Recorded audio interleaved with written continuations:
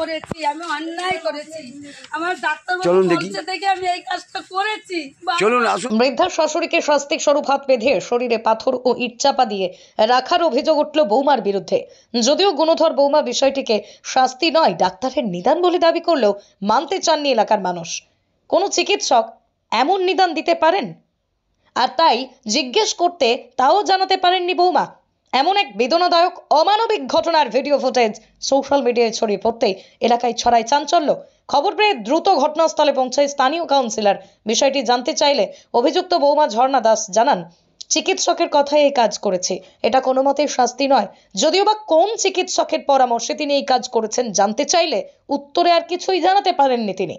বিষয়টি জানাজানি হতেই সন্ধ্যা থেকে কাতারে কাতারে মানুষ ভিড় জমাতে শুরু করে নবদ্বীপ পৌরসভার ৫ নম্বর ওয়ার্ডের প্রতাপনগর শিমুলতলা এলাকায়।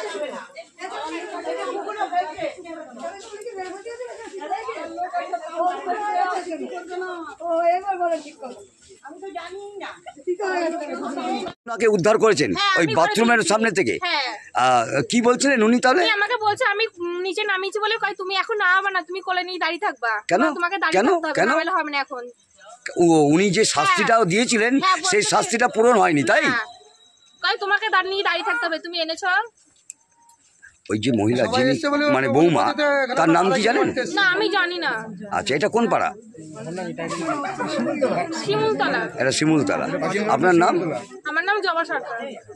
এটা কখন হয়েছে ঘটনাটা? আমরা এসে 7টার সময় এসে দেখি উনি ওখানটায় বসা আছে ওই বাথরুমের সামনে। বাথরুমের সামনে অন্ধকারে।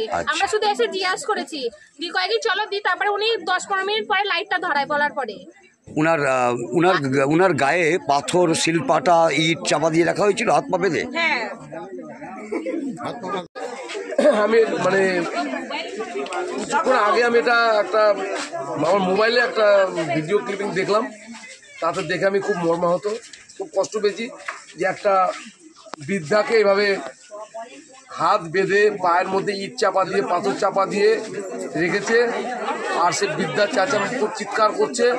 দেখে খুব খারাপ লাগলো। খোঁজ নিলাম কোথায় বাড়ি, জানতে পারলাম যে আমারই ৫ নম্বর ওয়ার্ডের এই শিমুলতলা অঞ্চলের বাড়ি।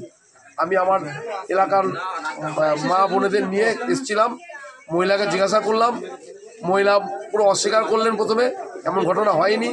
যখন তাকে ভিডিওটা দেখালাম, ভিডিও দেখার পরে বলছে এটা আমি চিকিৎসার জন্য করেছি, ডাক্তার বলেছে। কোন ডাক্তার বলেছে তখন উনি চুপ হয়ে যা বলতে পারছেন না। পরবর্তীতে উনি শাশুড়িকে যেভাবে শিখিয়ে দিয়েছে, বৃদ্ধা মানুষ হয়তো নিরাপদে মানে থাকার আতঙ্কে ভুগছে আমার মনে হচ্ছে। ভদ্রমহিলাও হয়তো তাকে শিখিয়ে নিয়েছে যে তুমি এই কথা বলবে, কেউ যদি জিজ্ঞাসা করে হতে পারে। আপনি এই ওয়ার্ডের কাউন্সিলর? আমি এই ওয়ার্ডের কাউন্সিলর। কিন্তু যদি ঘটনাটা সত্যি হয়, এর থেকে মানে দুঃখের কিছু আর নেই। মানে একটা অমানবিক ঘটনা। এবং আমি বলবো যদি ঘটনা সত্যি হয়, ওই মহিলার অর্থাৎ বৌমার কঠিনতম শাস্তি হওয়া প্রয়োজন, শাস্তির দরকার। এবং আমিও সেই শাস্তির দাবি করছি। আপনার নাম? আমি ওয়ার্ডের কাউন্সিলর, আমি ঝন্টুলাল দাস, আমি ওয়ার্ডের কাউন্সিলর।